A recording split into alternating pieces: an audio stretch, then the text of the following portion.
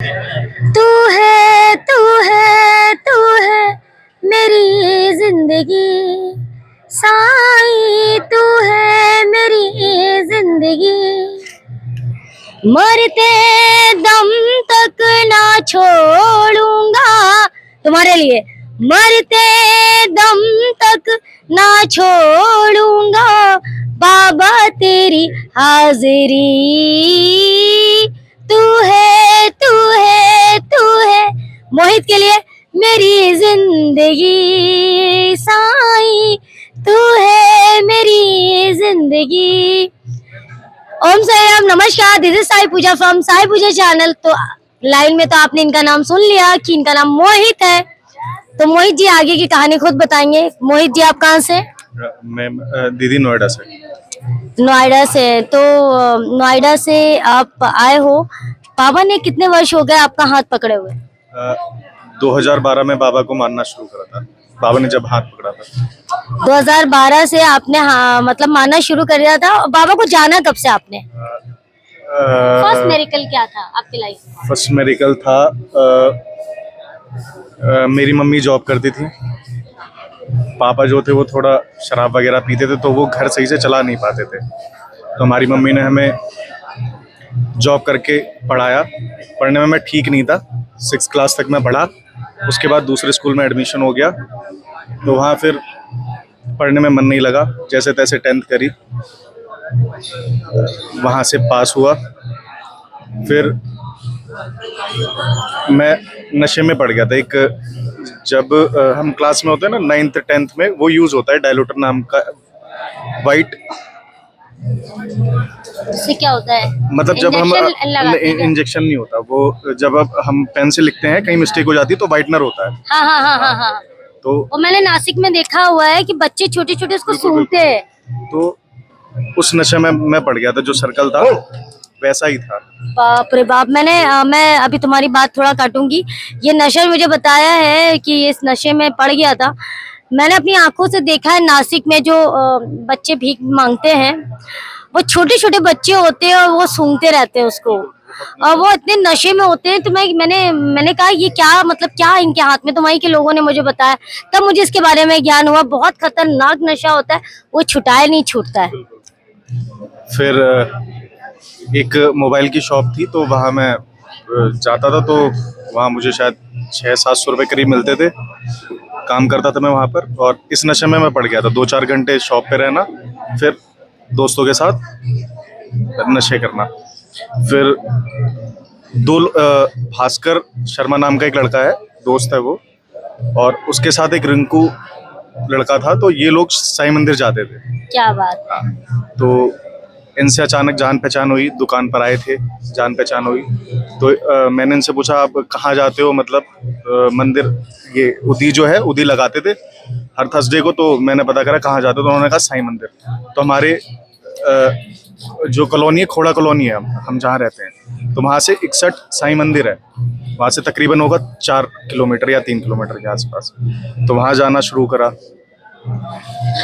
वहाँ जाना शुरू करने के बाद आदत फिर भी वही रही, 2-3 बार दर्शन करे, मैं पैदल ही जाने लग गया मंदिर। जैसे बिना ऑटो करे पैदल ही साईं मंदिर तक जाता था, सूंघते सूंघते वो वाइटनर जो होता था।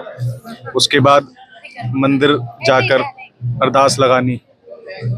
उसके बाद बाबा ने सुनी, दिवाली का दिन था, वो आदत छूट गई। उस दिन के बाद मैंने कसम खाई कि आज के बाद ये सारे काम नहीं करूँगा। उसके बाद मैं दर्शन करता था, हर थर्सडे मंदिर जाता था।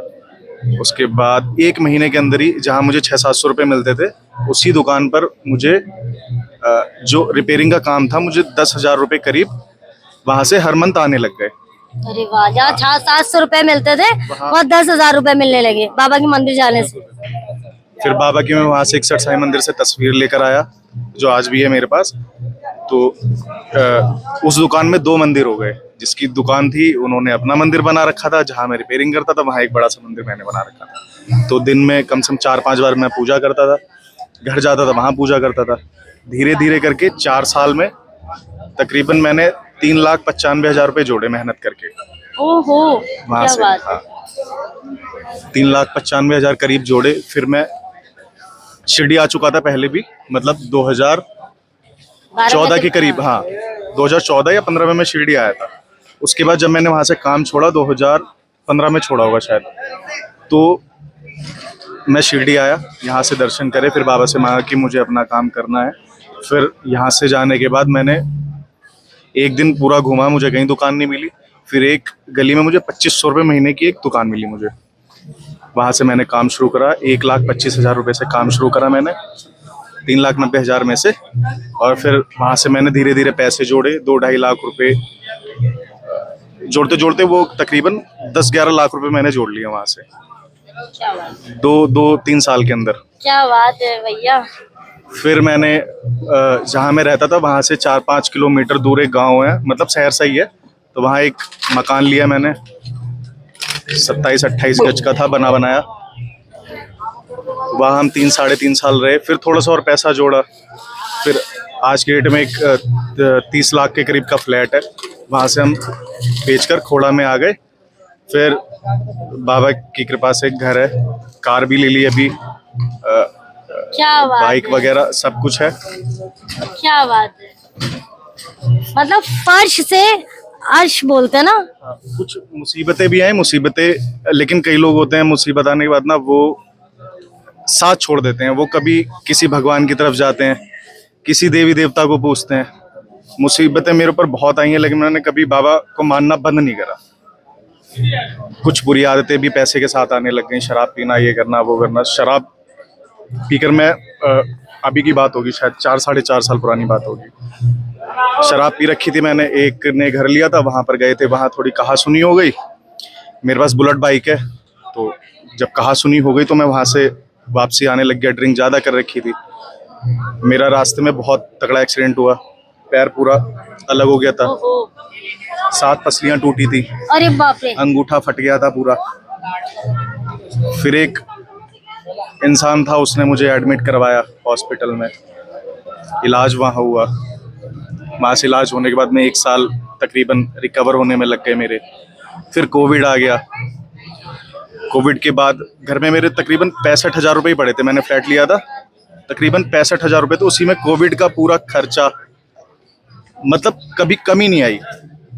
मतलब जो खाना पीना, इतना इलाज भी चल रहा था, कभी कमी नहीं आई, सब कुछ ठीक चलता रहा। फिर उसके बाद जब कोविड ख़त्म हुआ, फिर दोबारा अपने काम पर गया। धीरे धीरे करके घर ले लिया, शादी कर ली, मतलब कार ले ली, फिर शादी कर ली। सब कुछ बढ़िया तरीके से चला, सब बाबा की वजह से। और आज भी मुसीबतें आती हैं, लेकिन हम बाबा को भूलते नहीं हैं, हमेशा मानते हैं, पूछते हैं।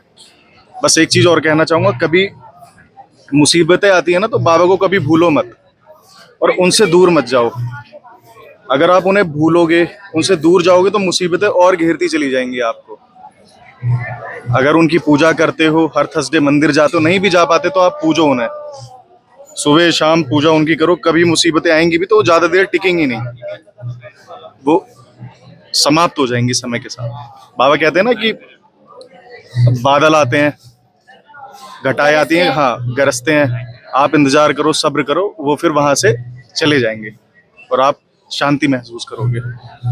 बस मेरी यही कहानी थी। जैसे कि इतनी बड़ी कहानी और इतनी प्यारी कहानी, ये बाबा का मिरेकल, ये लीला है। जब चाह होती है तो राह मिल जाती है, और सबसे बड़ी बात, संगत का बहुत असर होता है। जैसे कि इस बच्चे को, आज क्या एज है तुम्हारी? मेरी 28।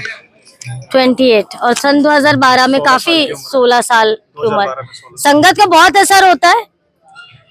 इसका चाह थी तो बाबा ने राह दे दी। अगर वो बच्चे जो जिसने इनके दोस्तों का नाम जो तुमने बताया, अगर तुम्हारे अंदर चाह नहीं होती तो मंदिर नहीं जाते। मैम उन लोगों के साथ ना जेबें तक काटी है मैंने, जो गरीब आदमी होते थे। Oh my God. लेकिन ये मैंने 2 बार ही करा था, तो सर्कल ऐसा था, तो संगत का जो असर। जो गरीब आदमी जॉब करके आते थे साइकिल से, कहीं रुके, उन्हें मारा पीटा, उनसे फोन छीना। ये भी किया तुमने? हाँ उसी टाइम 2000 कन्फेशन किया है, बहुत बड़ी बात है। तो पश्चाताप, इसे कहते हैं डाउन टू अर्थ। और बाबा ने यहाँ पे आपके बुरे कर्म खत्म, क्योंकि आपने पश्चाताप यहाँ पर कर दिया। बिल्कुल, इतनी हिम्मत कैमरे को फेस करके बहुत बड़ी बात है, तालियां बजाओ। और क्या बात है कि ये बच्चा आज कहाँ से कहाँ, और बेटा बाबा का आशीर्वाद है रहेगा कि एक दिन तुम बहुत बड़ी ब्रांड गाड़ी से चलोगे। ये पूजा बहन का आशीर्वाद है तुम्हारे ऊपर, बाबा का तो है ही है। तो बस डाउन टू अर्थ रहो, संगत जहाँ चाह होगी राह मिल जाएगी, और जब बाबा का हाथ पकड़ लोगे ना, वो हाथ नहीं छोड़ेगा, तुम हाथ छोड़ोगे, बाबा नहीं। तो कैसा लगा एक्सपीरियंस? 9918073846 पर हमें जरूर बताएं। और इसके लिए मोहित के लिए जोरदार तालियां एक बार फिर से। इसने इतनी बड़ी बात बोली, कोई नहीं बोलता है इतना सच।